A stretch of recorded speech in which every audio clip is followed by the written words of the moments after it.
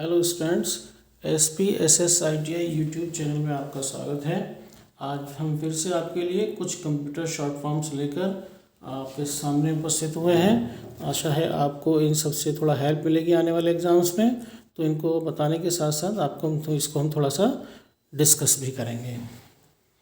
तो पहला हमारा है ASCII, यानी कि American standard code for information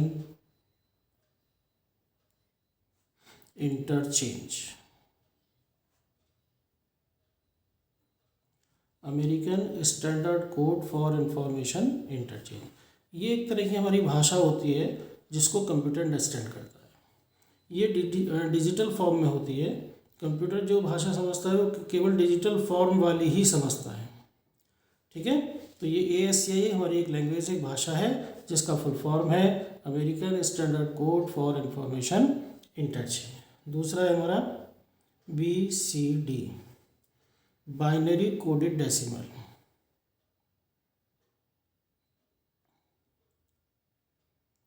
binary coded decimal. ठीक है, तो जैसा भी बताया कि कंप्यूटर ASCII लैंग्वेज पे डिपेंड करता है, इसी को समझता है। और ये जो होती है हमारी बाइनरी से डेवलप होती है। तो बाइनरी जो हमारा है वो 0s 1 की फॉर्म में होता है।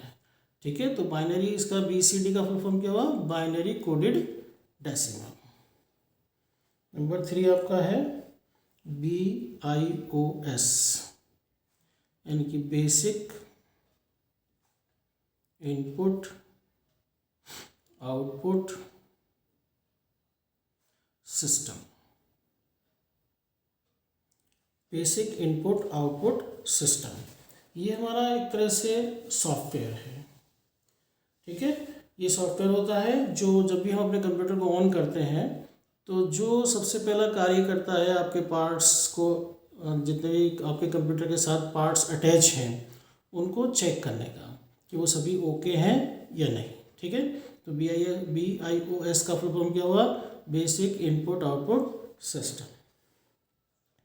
नंबर 4 है आपका BPS, यानी कि बिट्स पर सेकंड। ये हमारा एक मात्रक है, एक यूनिट है।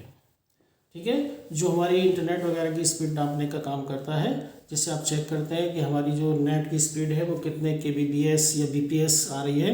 तो इसका BPS का फुल फॉर्म है बिट्स पर सेकेंड। नंबर 5 आपका हो गया CAD, यानी computer aided design. Computer aided design. ठीक है, ये हमारा क्या है? ये हार्डवेयर और सॉफ्टवेयर का एक कॉम्बिनेशन है। ठीक है, तो इसको हम कहते हैं CAD, computer aided design.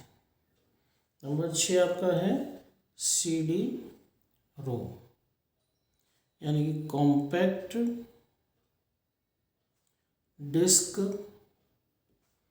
Read only memory.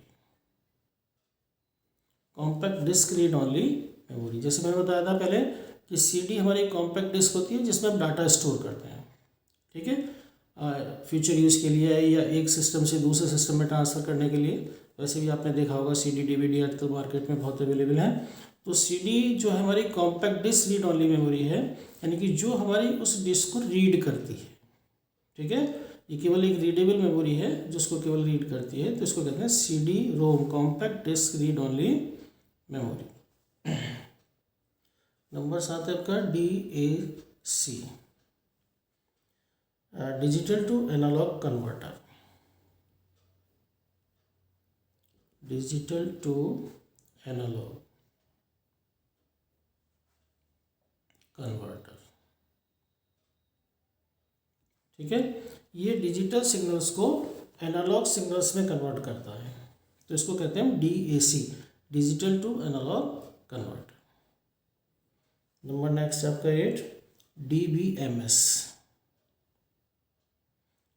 यानी कि डाटाबेस मैनेजमेंट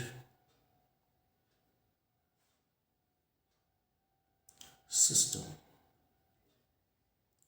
आप जानते हैं डाटाबेस होता है डाटा का कलेक्शन, जो भी हम डाटा इकट्ठा करते हैं, कलेक्ट करते हैं, उसको हम कहते हैं डाटाबेस।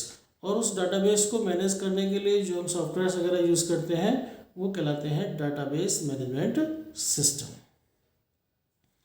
नेक्स्ट है आपका FD यानी कि फ्लॉपी डिस्क। जैसे CD, आप जानते हैं कि CD का काम होता है डाटा को स्टोर करना, ये एक सिस्टम से दूसरे सिस्टम में ट्रांसफ़र करना।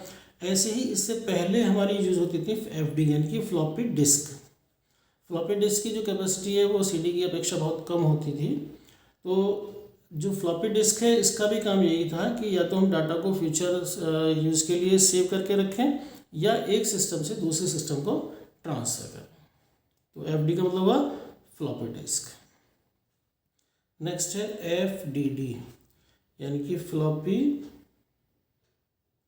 डिस्क ड्राइव, यानी कि जिस ड्राइव से इस FD को ऑपरेट करते थे, ठीक है, मतलब जिस ड्राइव से ये फ्लॉपी डिस्क FD ऑपरेट होती थी उसको कहते थे फ्लॉपी डिस्क ड्राइव।